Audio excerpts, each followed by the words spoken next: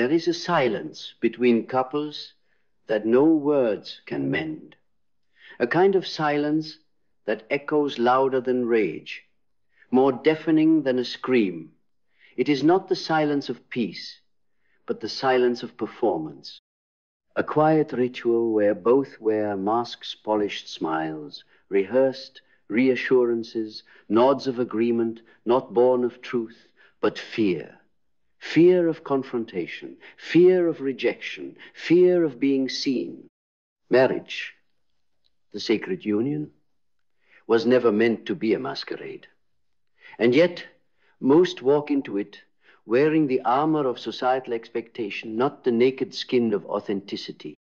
They don't marry each other, they marry their projections. He marries her obedience. She marries his potential. They don't say, I see you. They say, I hope you become who I imagine you to be. But when you build a house on illusion, every storm becomes an apocalypse. Carl Jung warned us, until you make the unconscious conscious, it will direct your life and you will call it fate. And so many call the collapse of their marriage fate. They call it irreconcilable differences, as if honesty was never an option. But it wasn't fate, it was fraud. A fraud of silence, of avoiding the hard conversations, of not telling the truth when it was inconvenient, of being so afraid to hurt the other that you forgot how to protect yourself. Marriage without honesty is not intimacy. It is entrapment. It is the slow death of the soul by 1,000 swallowed truths. We romanticize unity, but real unity demands collision. Real unity says, I will not lie to you to keep you close. Real unity walks into fire with eyes open, knowing that every truth revealed is a risk and a gift, because only through the breaking of illusions can true love emerge. What most call love is dependency dressed in devotion. A child's need to be held masquerading as adult partnership. They say, you complete me, and they mean it literally. They bring their half-formed identity to the altar and ask another to make them whole. But wholeness cannot be borrowed. You cannot outsource your soul. Jung's concept of individuation, the process of becoming who you truly are, applies not just to the individual, but to the union. Two incomplete people cannot merge into completion. They can only merge into confusion. To marry without knowing who you are is to sign a contract of mutual amnesia. You agree, silently, to forget yourselves in service of the image. And what an image it is, the curated life. The couple that looks perfect in photos, that nods in social settings, that laughs at parties with strangers while dying in private. He sleeps in silence next to a woman he no longer understands. She pretends she's fine while scrolling through the highlight reel of other people's happiness, wondering when her fairy tale turned into a polite negotiation. Because honesty is not just about words. It's about energy. It's about authenticity of being. It's about having the courage to say, I'm not okay, even when the world applauds your performance. It's about the sacred rebellion of choosing truth over harmony, because sometimes harmony is just disguised decay. You cannot build forever on a lie, and yet so many do. They build families, careers, homes, castles made of deception. Every time they suppress their truth to keep the peace, they dig another grave for their integrity. Every it's fine when it's not, every I agree when they don't, every I'm happy when they're hollow, adds another brick to the wall between them. Until one day, the silence is so loud it chokes them. Because silence is never empty. It is filled with everything you're too afraid to say. And so, marriages end. Not because of what was said, but because of what wasn't. The truth unspoken, the need denied, the desire abandoned, the resentment unexpressed. All of it festers in the dark, morphing into monsters that consume what could have been. The tragedy isn't that people fall out of love. It's that they never dared to love in the first place. They loved an illusion, a version of the other sanitized and safe, a version of themselves that didn't threaten the equilibrium. They feared chaos so much they sacrificed aliveness. But real love is chaos. It's not safe. It demands everything. It asks you to dismantle every defense, to strip away every mask, to bleed your truth into the open and let someone witness your becoming. It asks you to be vulnerable not once, but every day. To say the thing you think might ruin everything because it's the only way to save your soul.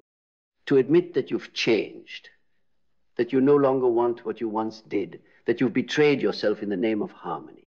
To confront the parts of you that stayed silent out of fear and choose again and again to speak. Honesty is not a tool, it is the terrain. Without it, love cannot breathe.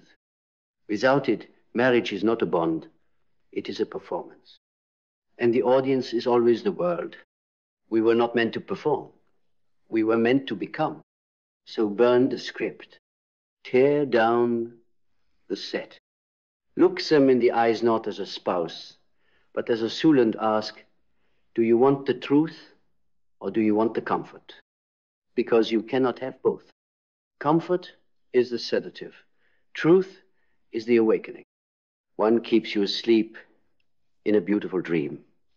The other pulls you out, gasping and alive. The question is, do you want to live? Because living requires courage. And courage means choosing truth even when it burns. It means standing in front of the one you love and saying, this is who I am. No more masks, no more lies, no more pretending. It means walking through the fire of authenticity and knowing that if they cannot meet you there, you will still choose yourself. Because the cost of self-betrayal is too high. You don't need a perfect marriage. You need a real one. One where truth is the foundation, where honesty is not just allowed, it's expected, demanded, revered, where love is not measured by how much you agree, but by how bravely you differ, where the goal is not peace at all costs, but aliveness at any cost. You were not born to be agreeable. You were born to be true. And when two true beings meet, something miraculous happens. They don't complete each other, they amplify each other. They don't fix their mirror. They don't tame, they liberate. This is the marriage worth fighting for. The marriage worth burning illusions for. The marriage that does not ask you to shrink, but to rise. So if you find yourself in a union built on silence, ask, what am I not saying? If you feel dead inside, ask, what truth have I buried? And if you are wearing a mask, ask, who would I be if I burned it? Because the mask will keep you married, but it will also keep you miserable. And your soul was not made for misery. It was made for truth. It was made for fire. It was made for the kind of love that does not flinch in the face of honesty, but welcomes it like a long-lost friend. Burn the mask and watch what's real rise from the ashes.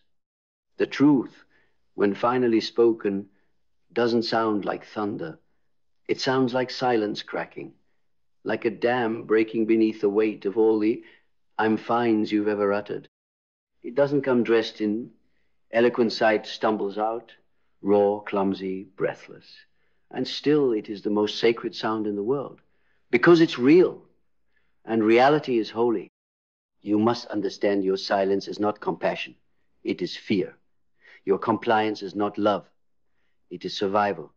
You've been taught to equate conflict with danger, honesty with destruction. You've internalized that to love is to tolerate, to endure, to accept at the expense of self. But that is not love, that is martyrdom, and marriage is not a crucifix. Marriage is an altar, not where you sacrifice who you are, but where you bring it completely unhidden, unfiltered, unedited. To marry with honesty is to say, I will not play a role. I will not be your fantasy. I will not contort my truth to soothe your wounds. I will walk beside you, not beneath you, not above you, but as myself, flawed, sacred, changing. Because change is not betrayal. Growth is not abandonment. And evolution is not infidelity. But in a dishonest marriage, your growth will be punished. Your evolution will be treated as a threat. Your truth will be weaponized against you. Because anything that challenges the illusion becomes the enemy. The illusion that everything is fine, that you are satisfied, that nothing is missing, but you know something is. And it's not more affection or more dates or more communication tips from an Instagram therapist. What's missing is honesty, the radical kind, the kind that risks being misunderstood, the kind that risks being alone, the kind that says, I love you, but I will not lie to stay with you. And perhaps they will leave, or perhaps they will finally wake up, because your honesty is not the enemy. It is the invitation, the call to rise, to meet you on the battlefield of truth and co-create something that transcends the script, something alive. You cannot heal what you refuse to reveal. So long as you hide, you teach them to love a ghost. And ghosts can't hold you. They can't challenge you. They can't grow with you. They just haunt the walls of your home, whispering of what could have been if only you had dared to speak. But daring is difficult, especially for the one who has built their identity around peacekeeping, around being liked, around being agreeable. But peace without truth is poison. And being liked is not the same as being loved. You can be liked for your mask, but you can only be loved for your truth. So take off the mask. Slowly, if you must. Gently, if you need to. But take it off. Let them see the parts you've hidden, your unmet needs, your suppressed dreams, your true desires. Let them see the fire in your belly, the ache in your chest, the questions that keep you up at night. Let them see your humanity. Because if they cannot love you there, they do not love you at all. They love the idea of you. The version of you that never disrupts, never demands, never dares. But that version is dying, starved, suffocating, beneath the weight of pretending. You deserve more, and so do they. Honesty is not cruelty. It is clarity. It is the gift of no longer navigating a maze of assumptions and unspoken resentment. It is a breath of fresh air in a house grown stale with years of unspoken tension. Clarity will either deepen your love or dissolve your illusion. Both are blessings, because you were not meant to rot in a comfortable lie. You were meant to burn through it and rise in the aftermath, reborn. And yes, it will hurt. The truth always does. Like the sun after years in the dark. Like waking from a dream where everything made sense. But pain is not the enemy. Avoidance is. Avoidance builds prisons. Pain breaks them. You may find that honesty ends the marriage. Or you may find that it finally begins it. Either way, you win. Because truth is never a loss. What is a loss is living your one wild and sacred life in a cage of politeness and pretense. You do not owe anyone your silence. You owe yourself your voice. You do not owe the relationship your mask. You owe the world you're becoming. And sometimes the most loving thing you can do for another is tell them the truth they don't want to hear, so they too can stop pretending, so they can stop clinging to the dream and start facing the real. Because maybe they're waiting too, waiting for someone to break the spell, to crack the porcelain smile, to scream through the silence and say, this isn't working. Not like this. Not without truth. And that scream is not the end. It's the beginning. The beginning of a marriage where no part of you is banished to the basement of what's convenient. The beginning of a union where every feeling is welcomed, every truth is honored, every change is met with curiosity, not control. A marriage where you don't have to dim your light to stay in love. Where you don't have to bend your will to avoid a fight. where you don't have to betray yourself to keep someone close. That kind of marriage is rare, because it requires two warriors, not soldiers trained to obey, but warriors trained to speak, to listen, to face the mirror and not flinch, to hold the grief of past lies and build, brick by brick, something worthy of their souls. So be that warrior. Speak, not because you're angry, not because you want to punish, but because you want to live. You want to be known. You want love that doesn't just tolerate who you are, but reveres it. And if that costs you the relationship, so be it. Because the only thing more tragic than a failed marriage is a life unlived, a soul unseen, a truth unsaid. Let them leave if they must, but never leave yourself again. Because when you leave yourself, you become a stranger in your own story. You walk through your days like a ghost in someone else's home, smiling, nodding, fulfilling the role, but inside, a storm rages. A storm of unlived truths, of desires denied, of dreams abandoned at the altar of domestic peace. That is not love. That is surrender. Not the sacred kind, but the kind that erodes your soul day by day until you forget what it even felt like to be alive. Do not call it loyalty when it is fear. Do not call it compromise when it is erasure. To stay silent so another feels safe is not noble. It is self-abandonment in slow motion.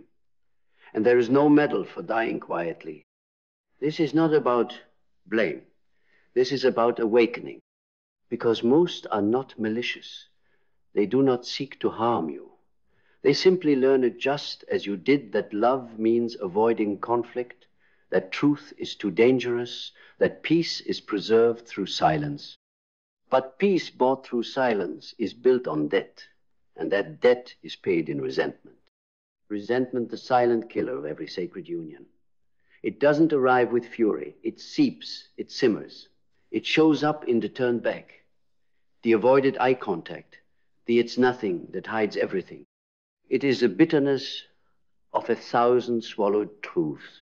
And eventually, it spills in sharp words, in cold distance, in betrayal masked as escape, all because you didn't speak when the truth was still small enough to hold gently. You must understand, honesty is not the storm. Honesty is the lighthouse in the storm. It is the only thing that can guide you back to shore when everything else is breaking. Yes, it will shake the foundation. But if your love cannot withstand truth, it was never real. It was a performance held up by fear. The world taught you to fear your truth, to polish your rough edges, to be agreeable, adaptable, pleasant, especially in partnership, especially in marriage. But Jung reminds us, the privilege of a lifetime is to become who you truly are. Not who they expect, not who they prefer, who you are. And becoming who you are is not an individual act. It is a relational revolution. Because when you show up as yourself, everything changes. The dynamics shift. The power games dissolve. The masks drop. You say, this is me. I will no longer betray myself for your comfort. And that declaration sets fire to every false agreement you ever made. The unspoken deals that said, I won't speak if you don't challenge. I'll pretend if you keep pretending. I'll shrink if you don't leave. All of it burns. And in the ashes, a new path reveals itself. Not the easy path, but the honest one. A path where love is not conditional upon your compliance. A path where your truth is not punished, but praised. A path where you are not merely tolerated, you are cherished in your rawness. That is the only path worth walking. Because what is marriage if not the container for your full becoming? Not a cage to keep you predictable, but a crucible to refine your truth. Not a transaction of duties, but a dance of evolutions. And evolution demands honesty. brutal, holy honesty, the kind that makes you tremble before you speak, the kind that leaves you breathless afterward, the kind that changes everything. So many marriages fail, not because people fall out of love, but because they never fell in love with the truth. They fell in love with the dream, the fantasy, the idea. But dreams, no matter how beautiful, cannot hold you in the night. Only truth can. Only the hand that knows your soul, not your mask, can meet you in your darkness and say, I'm still here. Not for who you pretend to be, for who you are. And that kind of love, that love is rare. Not because it doesn't exist, but because most are too afraid to demand it. Too afraid to risk loneliness. Too afraid to walk away from comfort. But comfort is not connection. Comfort is what you settle for when you've stopped believing in magic. But magic exists. It exists in the pause after a hard truth, when they look at you not with rejection but reverence. It exists in the trembling hands that reach for each other after the silence breaks. It exists in the fierce, feral devotion that grows when you both stop pretending. That's the love you were born for. The love that expands you. That doesn't ask you to be less but more. That doesn't just survive. Time it deepens through it. But it can only begin when the mask ends. So what are you hiding? What truth have you been choking on? What would you say if you weren't afraid? Say it. Not later. Not tomorrow. Now. Because life is short, and silence is long, and your soul is waiting. And if they leave, let them. Better an honest ending than a lifetime of pretending. Because your truth will not kill love. It will kill illusion. And illusion is not love. It is the counterfeit that passes for love when we are too afraid to demand the real thing. So demand it, be it. And if they stay, you'll know. You know that they are not in love with the mask. They are in love with you. Finally, truly, fiercely. And that is the only love worth fighting for.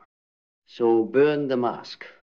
Burn it with every unsaid truth lodged in your throat, with every night spent lying beside someone you can no longer reach, with every yes that betrayed a screaming no inside your soul. Burn it, because you were not born to live someone else's life. You were not born to be a whole. You were born to be real, to love with the raw, unfiltered truth of your being, to speak words that slice through illusion, to look into another's eyes and declare, I am here, not to please, but to be seen. You were born to be known, not the polished version, not the agreeable facade, but the wild, trembling, radiant part of you that you've hidden because you feared it couldn't be loved. But that part, that is the only part worthy of love. And if love cannot embrace your truth, then you haven't lost love. You've escaped a prison. Truth does not destroy what is real. It only destroys the illusion. Let it. Because only when illusion collapses can real love begin, not weighed down by expectation, performance, or self-abandonment. And if you now stand among the ashes of what you thought was forever, look again. Ashes are not the end. They are soil. And in that soil, if you're brave enough to plant your truth, what grows will not be another polished compromise dressed as love. It will be a life. Your life, untamed, uncompromised, unapologetic. A life that no longer bows to the world's conditioning. A life that no longer dims for harmony. A life no longer shackled by vows, built on pretending. Only you, fully you, undeniably you. Let the world see you before it convinces you to hide again. Love with presence, not performance. And if someone can stand in the fire of your truth, where your wounds and your wildness live side by side and still say, I'm not leaving, then you'll know. You're not acting anymore. You're alive in a love that doesn't need masks to survive. And that is the only love that was ever real.